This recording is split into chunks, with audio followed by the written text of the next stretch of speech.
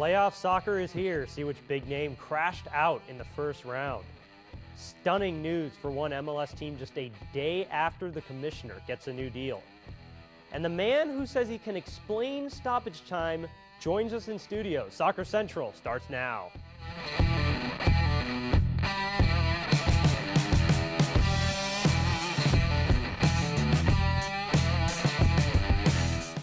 Well, the USO Pro playoffs are underway, and boy did they start off with a bang. The big story, could Orlando City continue its dominant and record-breaking season with a second straight championship, effectively riding off into the sunset as the team leaves the third division to join MLS next year?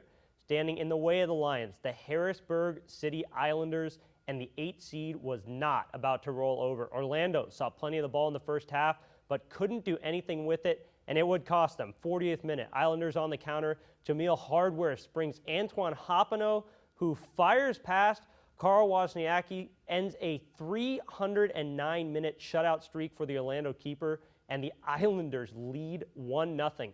City would get chances to equalize, and the best chance came here in the 79th minute. Dennis Chin somehow puts the wide-open header over the bar. Orlando can't get the equalizer, and the Harrisburg City Islanders stun the Lions. It's Orlando's first home loss in 19 games, and it ends their season.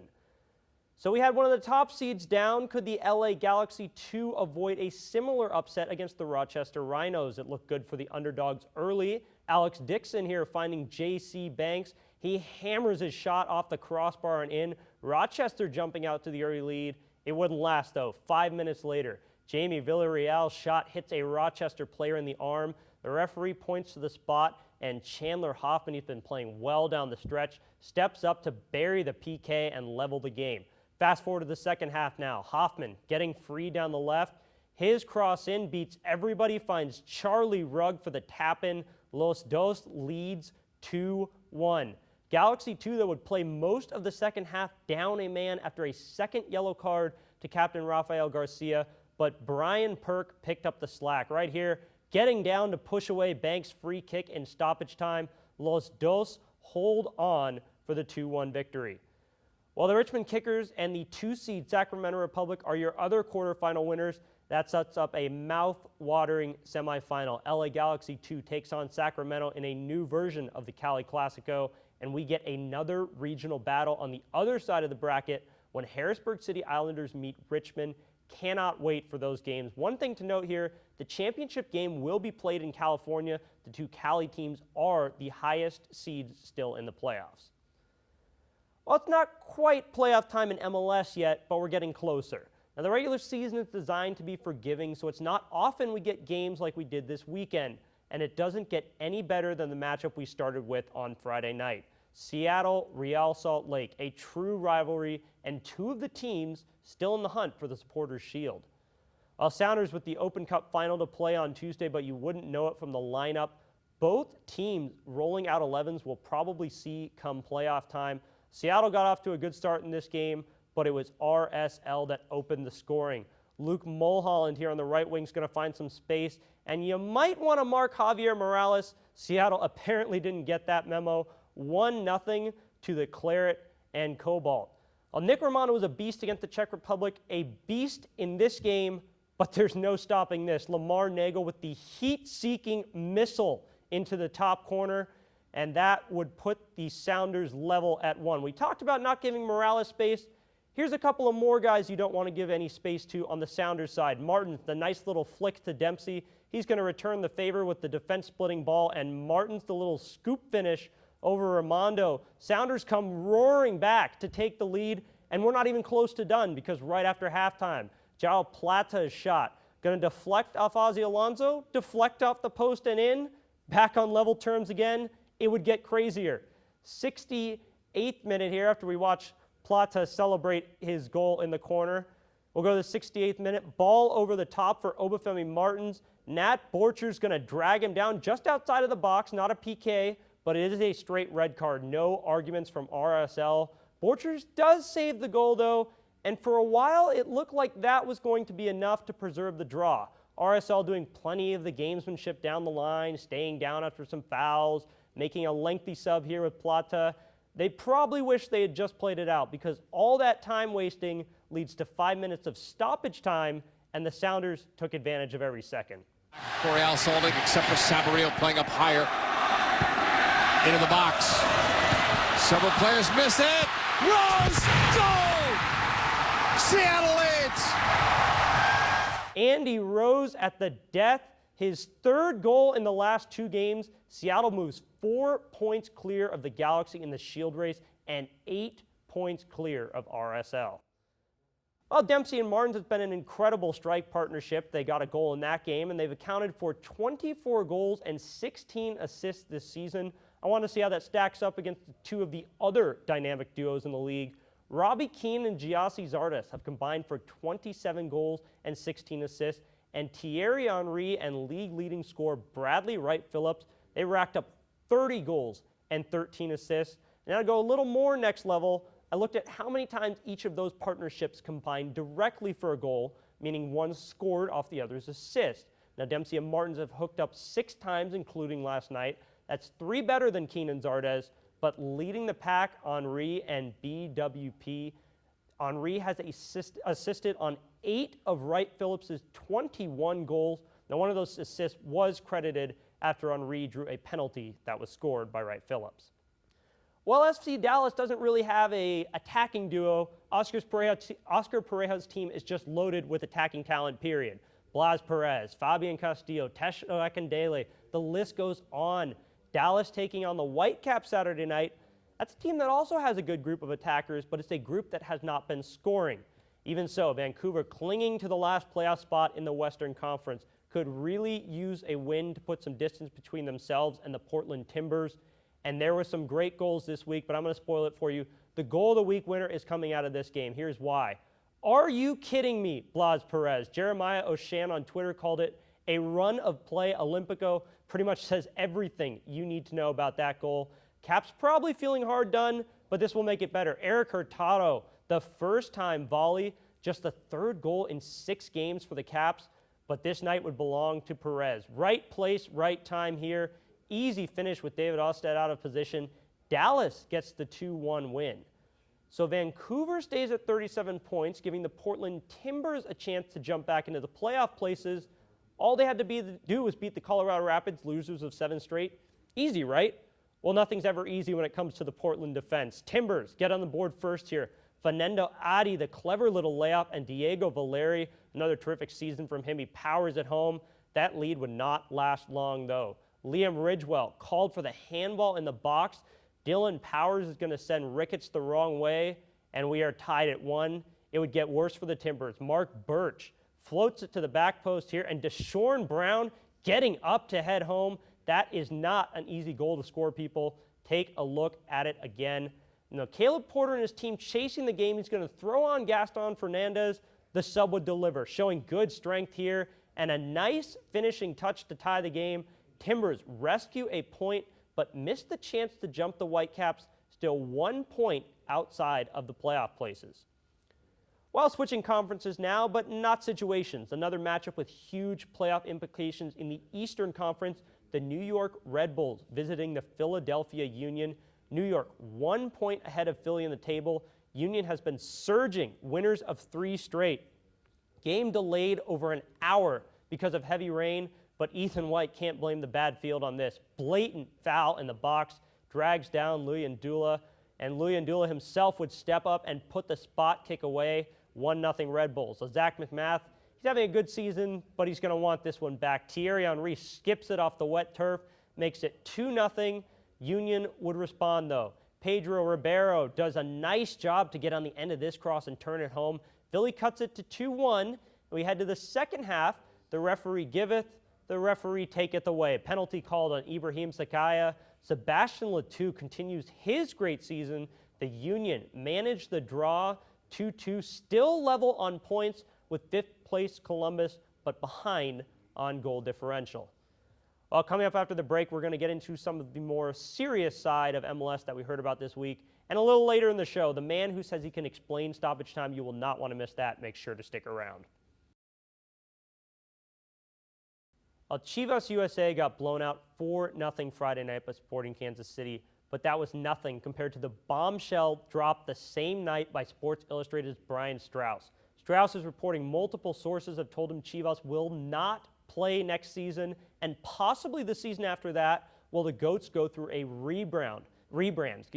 Now, all year we've known the league is trying to find a new owner, but I don't think anyone thought having the team sit out for a year or two was a possibility. Now, this is a bad situation, there's no denying that, but let's think about this logically. Chivas needs a rebrand. It's important to get that rebrand right. Now, shutting down a team is not a great look for MLS, but would playing through those 2 years really help while the transition is going on? A hastily done rebrand with no advertising, no build-up, isn't going to sell tickets, not going to build a fan base. And there's nowhere to play on short notice except the StubHub Center. That's known as the LA Galaxy Stadium, and it's one of the reasons Chivas doesn't have its own identity now. And I feel for the Chivas fans, I really do, but the harsh reality is there just aren't enough of them to make it worth trying to keep this team going through the rebrand. It sounds harsh, but if the cost of getting a new and healthy team in LA is to lose the current group of Chivas USA fans, unfortunately, that's a good trade-off business-wise for the league. Now, make no mistake, this is a failure for MLS. It's arguably the biggest failure since actually having to fold two teams in 2002. That's an interesting juxtaposition. The timing is interesting because it comes a day after MLS announced Don Garber has signed a 5-year contract that will keep him as commissioner of the league until 2018. MLS has mostly flourished under Garber, and he's holding to his top league by 2022 mantra. Now, he was at the helm in 2002 when the league almost failed after contracting to 10 teams, but he was the guy who managed to get MLS out of trouble, and now he's the reason the league will have more than 20 teams next year. But this has to be his biggest challenge since that 2002 contraction. How he handles the Chivas USA situation probably won't come to define his career as MLS commissioner, but there are more people watching this time around, and it's important that he gets LA2 right. Well, after the break, stick around because, like I've been telling you all show, the man who says he can explain stoppage time, he will be here in studio to talk about referee bias. Maybe we'll figure out why Jeff Cassara wasn't too happy with those 5 minutes awarded to the Sounders. Stick around. Can they do something here? It's Cristiano Ronaldo.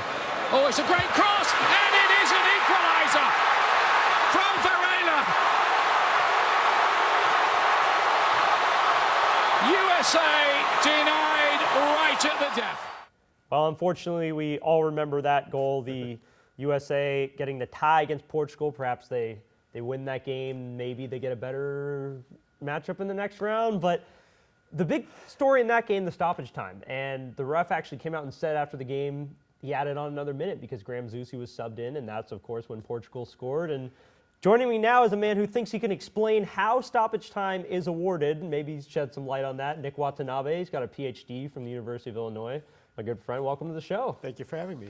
You've done some interesting research here on referee bias and how stoppage time is awarded. So how did you come up with this idea initially? Well, there's actually a whole line of research that looks at referee bias, whether it's giving a red card, a yellow card, awarding a penalty, or extra time. But what happened was I was at a conference and I went to a presentation. I asked what I thought was going to be a simple and stupid question was, how come none of these presentations about extra time have actually looked at the amount of injuries and fouls that are happening within a match? And someone said, who was actually rather high up in our world, said, oh, that's a good idea. Why don't you do that? So pretty soon I found myself back at home, and here I was trying to figure out how to gather the data to go about trying to find out, how many fouls and injuries happen in a match so we could look at whether it affects extra time at the end of the match. And walk us through really quickly, how did you go about gathering that data? So myself and another student, we actually went in and we looked at every single instance in every Premier League match over the last 2 seasons. So we were looking at every time there was a foul, injury, substitution, goal scored, free kick taken. Everything was recorded, every single instance. But just for the second half, because we really want to understand the second half as leading into determining that extra time the referee gives, right? So if he says I gave time for Graham Susi's substitution, it's because that happened in the second half, not in the first half. And you did this for the Premier League, is that correct? Yes, we did this for every team, for every match, every single instance. The Premier League, it was a daunting data collection that had two people sitting a lot of time in front of computers looking at these match data, but we gathered the whole thing and we put it into a large panel data set that was allows us to run results to look at how we can understand extra time within soccer. Before we get to the good stuff, how it's actually worked, we got to also understand some stuff you controlled for in the experiment. So Yes. the score had to be 2 goals or less differential, right? And also you looked at kind of nationalistic bias. Yes, so we actually have 2 models, and the first model looks at situations where the goal differential is 2 goals or less, and there are other models, the situation where there's 1 goal or less. So that also includes ties, and there is slight differences in there. We looked at nationalistic bias because it's been theorized, and some research has shown, for example, at international matches that the bias is based on, where the composition of the team is and who the referee is. In our case, I think it wasn't really an important factor, and I think that's partly because we see a changing demographic in the Premier League where there are so many international players on all the teams. And you actually, now to get to that good stuff, you actually did find some pretty significant results. Yeah, I wouldn't say I was fully surprised by the results, but I think it was rather interesting. We see that scoring goals in the second half gives you more time, but actually goals in extra time, so in that extra amount of period will give you even more time. So a referee will give you more time if you score a goal really late in the match. Substitutions obviously had not the most, but was another significant factor, as was injuries. And fouls, right? So it would seem to be that, for example, fouls, there's, a very, small amount of time you can get from a foul, and a foul takes a lot of time for a person to get back up. So it actually makes sense to actually foul people a lot. And then I think the most important thing we see is actually the goal differential. So with the goal differential, it was significant on the 2-goal situation and slightly significant in the 1-goal differential situation, which actually means that home teams were getting more extra time when they needed to score goals and less extra time when they actually needed to defend. So in other words, referees were giving advantageous situations to home teams. So lots of people love to look, especially in the Premier League, and think Manchester United gets these advantages. They get ridiculous amounts of stoppage time. So what you're saying is when they're at home, maybe that's true, but that's not necessarily true across the board. That is correct. And we actually controlled with special effects for each referee for every team, both home and for away. And Manchester United was not significant in any model. In fact, most of the teams were not significant at all. So it's not actually that any specific team gets more time, but that the team that's at home will get the better situation. Manchester United, we naturally watch more probably because they're an exciting team. So it actually would make sense that we think they get more time, where across the league we're actually getting more time. And the other thing I want to go back to really quick is the foul situation, because I think that's really, really interesting. So what you're saying is the U.S. is trying to bird time in this game we saw in the World Cup game by making the sub. But what they actually should have been doing is hacking Portugal every time they got the ball. Is that what your research is saying? Well, I think there's actually a couple things they could have done. First is hacking Portugal, because a referee from our research adds on maybe 2 or 3 seconds for a foul, where it would take you at least 10, 15 seconds to actually restart. So if you think about it, not any dangerous foul or anything that's going to give them a free kick, but if you can just foul them, around the halfway line, or, send the ball deep, foul them on their other end, the goalie has to run up, kick the ball, try to send it long forward, that's going to take a lot of time, so that helps out. Substitutions are helpful. It's curious that the referee says he gave 1 minute, because our results say that referees tend to give about 30 seconds for a substitution. So he may have watched his watch and saw how long it took Graham Zusi to walk off. I think my own personal opinion, and I've told this to you before, is you always substitute the captain unless he's the goalkeeper, because he has to take off the armband, he has to go to someone else, put the armband on, shake somebody's hand, walk off the field, clap to everyone, and then, it's taken 2 minutes, and then the referee might only add on 30 seconds, so you've wasted some time there. So our research does have implications on how you can actually, try to waste that time at the end of a match. What do you think it would take for real managers to kind of put a strategy in place based off research like this? I think it would take them to be aware of it. That's often the problem, is that they're not necessarily aware of it. And B is for them to actually find a way that they can coach it into players. And I think that's probably the difficult part, is to be able to translate into players. You want to tell them, foul, we're going to substitute, take your time when you're going to substitute. It doesn't seem very sportsmanlike, but if you consider the difference between Arsenal and Tottenham 2 years ago was 1 point, if Tottenham had gained that 1 point, it would have made $30 million more for them in terms of revenue for their team. I think the coaches can say, you know, hey, it's that single point can actually mean a difference in your salary, right? So it is something that maybe players should be able to see as an incentive, and managers should probably consider as how do we get out of a match. And obviously, you don't want to say just foul, foul, foul, but you know, there's tactics that you can use to try to do this in a smart manner. Now, if a league were to use this information, how would, in your opinion, should they use it to make referees more fair than they are right now? Well, if the league, and often a lot of this research, we talk about monitoring. So the idea is if we're looking at the Premier League, is they actually need to monitor referees maybe a little bit more. It's not that they're doing a bad job. It's not that they're doing something horrible and they're changing outcomes of lots of matches. But there is a slight bias there, right? It might only be a couple seconds here and there, but you know that could actually be the difference in getting that point for Tottenham or Arsenal losing one of their points. So we would talk to referees and say, hey, you need to be aware that, you know, home or away, you need to be giving the same amount of time. We want to try to create as much fairness, because that is the idea, is that a home team shouldn't have an advantage in terms of the number of seconds they get at the end of a match. Right, right. And the last thing I want to talk to you about, you are doing this research with MLS as well. Yes, so our next step is we're actually going to look at Major League Soccer, where monitoring of referees is even a newer concept. We know that there's been some significant changes in the league. For example, the penalties taken have pretty much doubled from 1 year to the next. So that's all because of what the league's been telling people. So we're going to try to collect some data and see if there's a bias that's been included within these changes. Like maybe, you know, the league says you got to give more penalties. Well, naturally they give them to the home team, or if they give them more extra time and so forth. So we're going to see if there's changes. We don't know if there's any results yet, but that's our next stage in research. All right, well, hopefully we'll get to have you back on when you finish up that research, and maybe we can take another look and kind of see where it goes for MLS as well. Sounds good. Possible U.S. Open Cup as well? Yeah, we're actually thinking about the U.S. Open Cup because it's sort of a natural experiment, because we get to see how a upper division team versus a lower division team, will the team that's naturally favored get the better result, will get the better judgments.